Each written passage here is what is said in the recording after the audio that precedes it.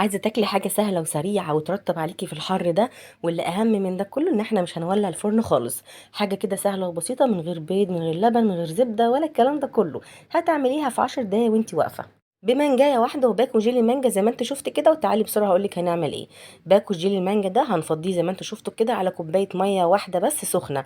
كوباية واحدة مش كوبايتين زي ما مكتوب على الباكو. وهدوبهم كويس جدا وهركنهم بقى كده على جنب لغايه ما يبرد معايا خالص.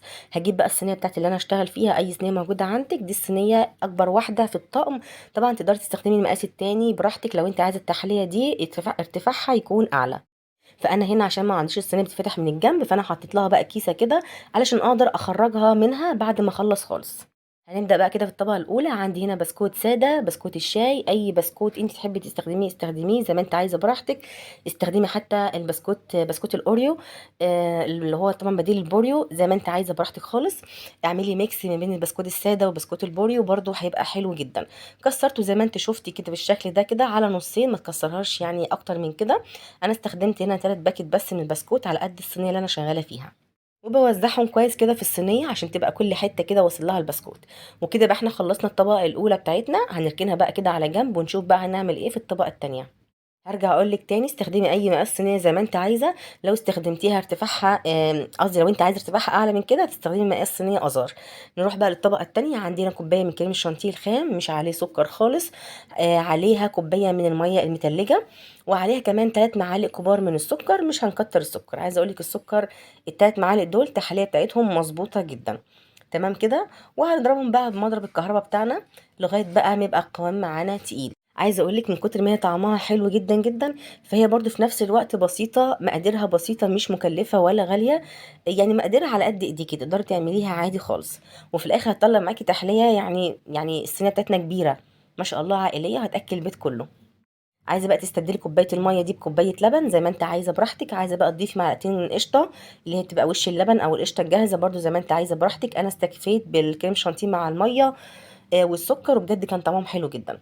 بعد ما مسك معايا بالشكل ده هنزل بقى دلوقتي عليه بالجيلي اللي احنا دوبناه في الاول خالص زي ما انتوا شفتوا كده. هنا طبعا مهم جدا يكون الجيلي خلاص بقى بدرجه حراره المطبخ، ما يبقاش دافي ولا اي حاجه. بس طبعا انا كالعاده سرعت نزلته كده على كريم شانتيه وكان لسه دافي شويه. فهتبص هتلاقي كريم شانتيه ماي ماي معايا كده وبقى سايل جدا. انا في الاول خفت وقلت كده خلاص الوصفه بتاعتي باظت، بس كملت وتوكلت كده على ربنا وقلت ان شاء الله يعني ده الجيلاتين هيبقى فيه يعني جيلاتين. فالجيلي هيبقى فيه جيلاتين، فهيمسك معايا الطبقه دي خالص. بصوا كانت طريه جدا معايا، ما فيش مشكله خالص. جبت بقى المانجايه بتاعتي، وللامانه دول مانجايتين مش مانجايه واحده عشان انا كنت مستخدمه مانجا عويس. فانتوا طبعا عارفين المانجا العويس مش بترمي لحم كتير. فلو استخدمت المانجا الزبديه او النعوم هترمي معاكي اكتر وهتاخدي مانجايه واحده. فانا حاولت قد ما اقدر اقطعها مكعبات كده، ما تبقاش كبيره قوي ما تبقاش صغيره قوي. ونزلت بيها في الاخر خالص كده على الخليط بتاع الكريم شانتيه والجيلي مانجا، وقلبته بالمعلقه مش بالمضرب عشان انا محتاجه القطعه دي تكون واضحه كده وسليمه وانت بتاكلي. وهنا بقى وانا بصب الطبقه التانية كده انا قلت خلاص الوصفه دي باظت مني. وايه بقى السيلان ده وايه بقى الميميه دي، قلت كده خلاص المفروض تبقى الطبقه دي متماسكه كده شويه. فزي ما قلت لكم انا برضو قلت هكمل وزي ما تيجي تيجي. سويتها كده كويس جدا زي ما انتم شايفين، يعني طبقه البسكوت مش باينه خالص. والطبقه دي بقت متساويه كده ومظبوطه زي ما انتم شايفين بالشكل ده. وانا بحط طبعا مكعبات المانجا جوه الكريمه، سبت كده معلقتين مانجا كده على جنب. هرستهم بالشوكه زي ما انتم شايفين بالشكل ده عشان طبعا محتاجه الطبقه الاخيره دي او يعني التزيين الاخير ده يكون سهل كده ان انا اوديه واجيبه كده على وش التحليه بتاعتي. تمام كده. عايزه تحطي طبقه مانجا اكبر من كده حطي، مش عايزه تحطي حاجه خالص من فوق مفيش مشكله خالص. هي الترند نازل كده، احنا بنعمله زي ما هو معمول كده. بجد بيكون شكلها حلو، بتديكي برضو اضافه طعم مانجا برضو يعني طعمها حلو جدا. هاتي بقى كده شوكة، هاتي سكينة، هاتي خلة، وروحي وتعالي كده اعملي خطوط عشوائية تديكي شكل الرخامي كده زي ما انت شايفة. شكلها حلو يعني بنكسر اللون مش اكتر. هدخلها بقى التلاجة مش اقل من 3 ساعات عشان تتماسك معاكي، وكمان تديكي طعم خطير كلها كده تاخد من طعم بعضها. 3 ساعات كده بالظبط في التلاجة ونشوفها. طبعا دخلتها زي ما انتوا شفتوا كده وخرجتها كانت متماسكة جدا جدا، لكن مش متجمدة مش تلج زي الايس كريم. تمام. هابدأ بقى كده بمساعدة الكيس اللي أنا كنت حاطاه في الصينية بتاعتي، خرّجتها بمنتهى السهولة، عايزة أقول لِك الصينية بتاعتي ما اتوسختش، ما حصلهاش أي حاجة، هاخدها زي ما هي أحطها في الدولاب بتاع المطبخ.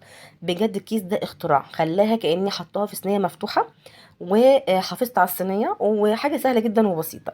هابدأ بقى دلوقتي أقطّعها معاكم زي ما أنتم شايفين، قطّعيها بقى قطع صغيرة ما تكبّريهاش أوي، لإن هي دسمة غنية جدًا، اللي هياخد قطعة بجد مش هيعرف يتنيها من كتر ما هي جميلة وتقيلة.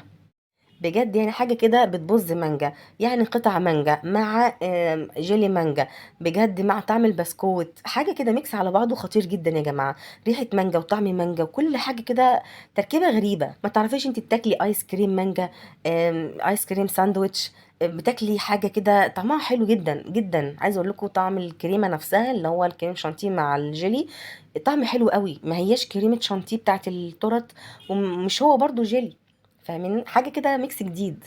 أنا عايزة أقول لكم إن أنا عملتها وندمت إن أنا عملتها لأنهم طلبوها مني تاني، بجد كان طعمها حلو جدًا وساقعة كده وترطب على قلبِك، اعمليها سهلة وبسيطة وهتنجح معاكِ، يعني ما فيهاش نسبة فشل خالص، زي ما أنتم شُفتِ كده سهلة وبسيطة، وأتمنى الفيديو يعجبكم، وما تنسوش بقى لايك للفيديو.